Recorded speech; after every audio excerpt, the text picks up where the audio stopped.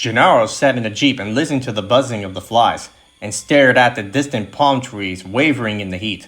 He was astonished by what looked like a battleground. The grass was trampled flat from 100 yards in every direction. One big palm tree was uprooted from the ground. There were great rashes of blood in the grass, and the rocky outcropping to their right. No doubt about it. Rexy's been among the hadrosaurs. He took another drink of whiskey and capped the bottle. Damn lots of flies. Gennaro drummed his fingers on the dashboard. What are we waiting for? Muldoon didn't answer immediately. The Rex is out there somewhere, he said, squinting at the landscape in the morning sun. We don't have any weapons worth a damn. We're in a jeep. Oh, we can outrun the jeep, Mr. Gennaro, Muldoon said, shaking his head. Once we leave this road and go onto open terrain, the best we can do in four-wheel drive is 30-40 miles an hour. He'll run us right down. No problem for him. But I don't see much moving out there now. You ready to live dangerously? Sure, Gennaro said. Muldoon started the engine, and at the sudden sound, two small Othnielias leapt up from the matted grass directly ahead. Muldoon put the car in gear. He drove in a wide circle around the trumpet side, and then moved inward, driving in a decreasing, concentric circle until he finally came to a place in the field where the little Othnies had been. Then he got out and walked forward in the grass, away from the jeep. He stopped as a dense cloud of flies lifted into the air. What is it? Gennaro called. Bring the radio, Muldoon said. Gennaro climbed out of the jeep and hurried forward. Even from the distance, he could smell the sore sweat odor of early decay. Young hadrosaur, Muldoon said, staring down at the carcass. The whole herd stampede, and the young one got separated, and the T-Rex brought it down. How do you know? Gennaro said. The flesh was ragged from many bites. You can tell from the excreti, Muldoon said. See those chunky white bits there in the grass? That's hadrosaur. Uric acid made it white. But if you look there, he pointed to a large mound, rising knee-high in the grass. That's tyrannosaur spore. How do you know the tyrannosaur didn't come later? The bite pattern, Muldoon said. See those little ones there? He pointed along the belly. Those are from the Othnies. Those bites haven't bled. They're post-mortem, from scavengers. Othnies did that. But the hadro was brought down by the bite on the neck. You see the big slash there above the shoulder blades? And that's the T-Rex, no question. Gennaro bent over the carcass, staring at the awkward, trimpled limbs with a sense of unreality. Beside him, Muldoon flicked on the radio. Control? Yes? We got another hadro dead. Juvenile. Specimen number is HD09. I got something for you. Oh? What's that? I found Nedry. The jeep burst through the line of palm trees along the east road and came into a narrower service road, leading towards the Jungle River. It was hot in this area of the park. The jungle closed and confetti around them. Muldoon was fiddling with the computer monitor in the jeep, which now showed a map of the resort with overlaid grid lines. They found him on a remote video, he said. Sector 1104 is just ahead. Farther up the road, Gennaro saw a concrete barrier and the jeep parked alongside it. He must have taken the wrong turn off, the little bastard. What'd he take? Gennaro asked. Wu said 15 embryos. Know what that's worth? Gennaro shook his head. Somewhere between 2 and 10 million, Muldoon said. He shook his head. Big stakes.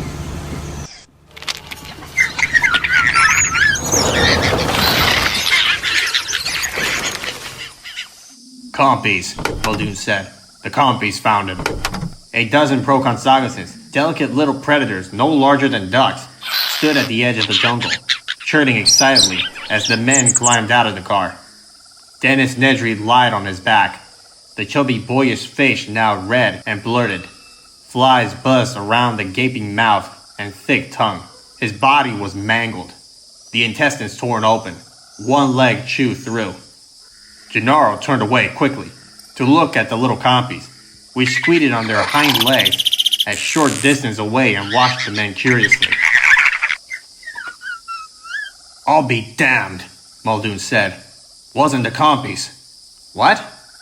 Muldoon was shaking his head. See those blotches on his shirt and his face? Smell that sweet smell like old dried vomit?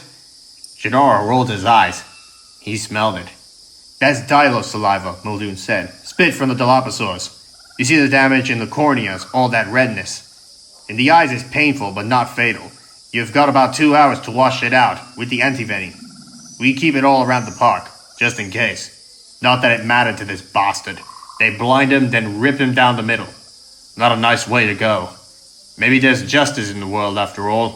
The Procompsognathus squeaked and hopped up and down as Gennaro opened the back door and took out gray metal tubing and a stainless steel case. It's all still here, he said. He handed 2 dark cylinders to Gennaro. What are these? Gennaro said. Just what they look like. Rockets. Watch it. You don't want to step in something.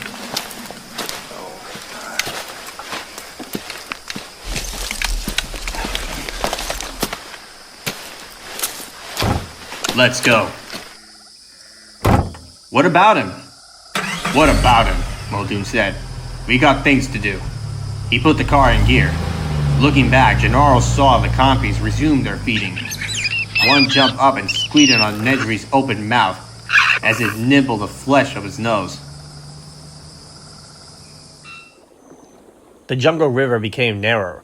The banks closed in on both sides until the trees and the foliage overhanging the banks met high above to block out the sun. Tim heard cries of birds and saw small chirping dinosaurs leaping among the branches, but mostly it was silent. The air was hot and still beneath the canopy of trees. Grant looked at his watch. It was 8 o'clock. They drifted along peacefully, among patterned patches of light. If anything, they seemed to be moving faster than before. Awakened now, Grant lay on his back and stared up at the branches overhead. In the bow, he saw her reaching up. Hey, what are you doing? You think we can eat these berries? She pointed to the trees. Some of the overhanging branches were close enough to touch. Tim saw clusters of bright red berries on the branches. No, Grant said. Why? Those little dinosaurs are eating them. She pointed to small dinosaurs scampering in the branches. No, Lex. She signed, dissatisfied with his authority. I wish Daddy was here. Daddy always knows what to do. What are you talking about? Tim said. He never knows what to do. Yes, he does. She signed. She stared at the trees as they slipped past, their big roots twisted towards the water's edge.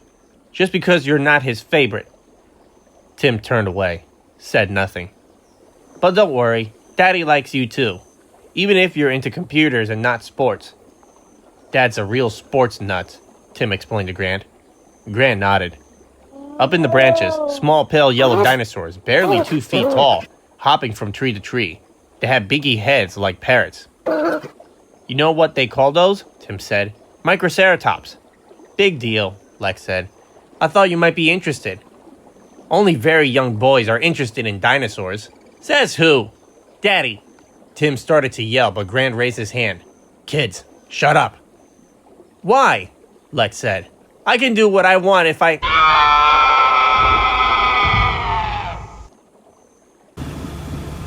Well, where the hell is the damn Rex? Muldoon said, talking into the radio. Because we don't see him here. They were back at the Sauropod compound, looking out at the trampled grass where the hadrosaurs had stampeded. The tyrannosaur was nowhere to be found. Checking now. Muldoon turned to Gennaro. Checking now, he repeated sarcastically. Why the hell didn't he check before? Why didn't he keep track of him? I don't know, Gennaro said. He's not showing up. What do you mean he's not showing up? He's not on the monitors. Motion sensors aren't finding him. Hell, Muldoon said. So much for the motion sensors. You see Grant and the kids? Motion sensors aren't finding them either. Well, what are we supposed to do now? Muldoon said. Wait.